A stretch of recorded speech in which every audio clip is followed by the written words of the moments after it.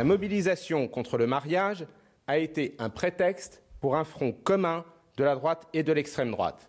Depuis le début, le Front National et l'UMP ont multiplié les déclarations identiques, les amendements communs et les manifestations au coude à coude.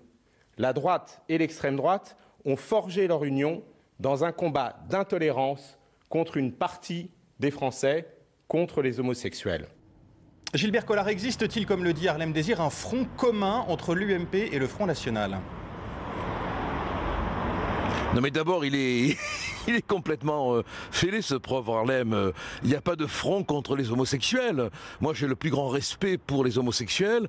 Je déteste l'homophobie et ce n'est pas parce qu'on est contre une loi qu'on est contre les homosexuels. Ça encore c'est la vieille rhétorique, la vieille cuisine socialiste qui veut voir le mal toujours chez les autres, quoi, jamais chez eux. Bon, on est contre une loi donc on est homophobe. Non, même si ça doit les décevoir, on n'est pas homophobe. Bon, ensuite, notre présence dans cette manifestation, elle a pour seule raison d'être que c'est la manif pour tous et qu'on a donc le droit d'y être et qu'on est élu au Parlement démocratiquement. Ça ne veut pas dire pour autant que j'approuve l'UMP, ça ne veut pas dire pour autant que l'UMP approuve nos positions. Gilbert Collard, le gouvernement ne reculera pas, nous disait tout à l'heure sur iTélé sa porte-parole, Najat Vallaud-Belkacem.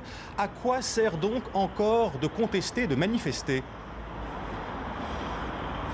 D'abord, je pense à Montaigne qui disait « Entêtement et ardeur d'opinion est la plus sûre preuve de bêtise. Regardez l'âne, il ne recule jamais. » Bon, alors ils peuvent être entêtés. Cette loi sera votée parce que le Parlement est aux ordres. Il marche au pas. Il marche au pas de la loi. Mais cette loi n'exprime pas l'opinion de la volonté générale. Or, la loi, elle doit être l'expression de la volonté générale.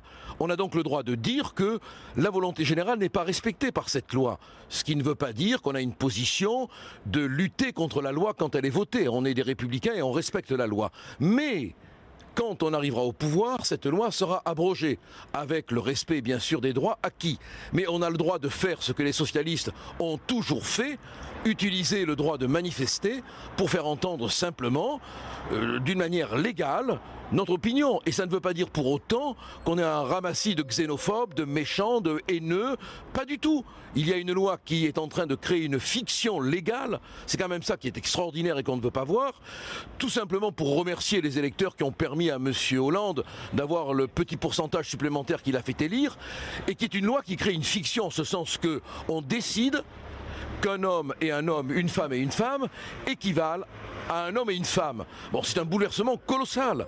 Seul le référendum aurait pu apaiser les tensions si le peuple avait dit oui. Mais le peuple aurait probablement dit non. C'est la raison pour laquelle M. Hollande ne veut pas de ce référendum. Merci Gilbert Collard.